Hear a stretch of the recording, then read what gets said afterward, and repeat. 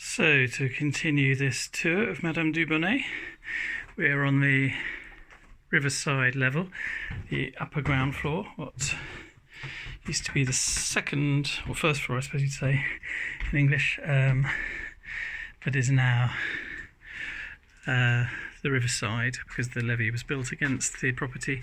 This is the garden terrace, looking back at the main house. What's being used as a main bedroom there. The Dubonnet is on that end of that wall there.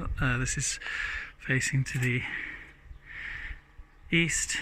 The arch at the right of passage, the appentis, the shelter, which was historically used as a canteen for the local village school in the wartime, Second World War. This truck, which will be gone by the end of the day, one hopes.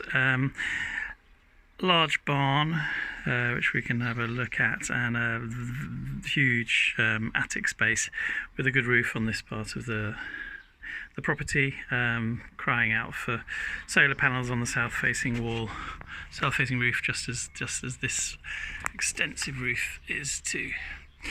And here we created a little medieval sun shelter.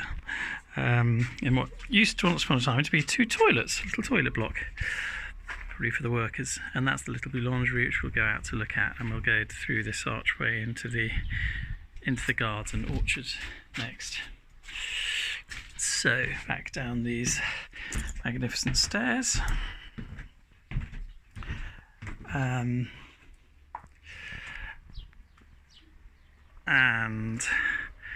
out into the garden.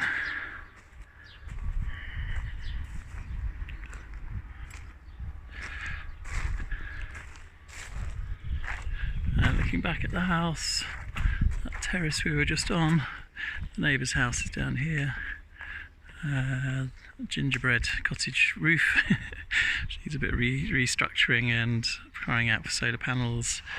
And then through this archway into the garden, come orchard. To the left there is a structure, needs some work on it, but could potentially become a bathroom annex to the main, to this barn, if one were to develop that as a separate property. Stuff to be cleared from the garden, and then moving across this back end of the garden, there's a well here, so you can draw water from the well. This is the back of the boulangerie, which was once had the bread oven here, which has been restored. And then moving down through the garden, a magnificent laurel tree, bigger than anyone has ever seen. A fig tree here, which has a lot of figs on it. You can see that just here coming into ripen slowly. Firewood store, and these trees are all pear, some apple and a few plums, and that's that laurel I was talking about. There's a noisetier or a hazel there which has been coppiced. You can see all of the wood that's coppiced. It's been coppiced on a sort of 3 or 4 year rotation. To the back of the garden, so this is the Madame Moreau, the elderly neighbour who lives on all this property alone. Has more garden on the other side where she grows her vegetables. And looking back along the back boundary, a large bit of land here, including a pond there with lots of singing frogs, and access from the road, is all owned by elderly neighbours who are now quite ill, and I wonder if they might consider selling. You can see plums growing here. There was a small building here on the cadastral plans. The plans for the property, so one could rebuild something there perhaps without too much stress for the planners. Again, this is the neighbour's property, but possibly one could negotiate to buy.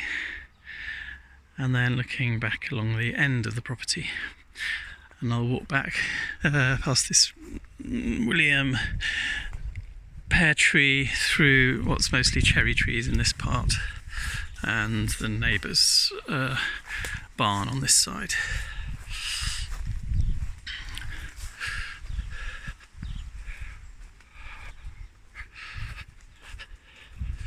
And this laurel is, I think, crying out for a tree house. It's just got that form. And back through the arch to the main house,